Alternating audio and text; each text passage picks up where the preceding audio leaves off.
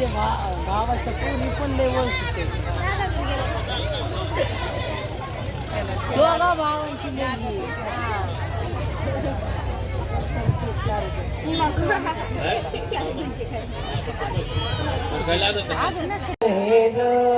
पाळणा म्हणून हलवा सुंदरी जो बाळा रे जो 13व्या दिवशी बोलाले बाळे कृष्ण जलमला यमुना तेरी नाव ठेवे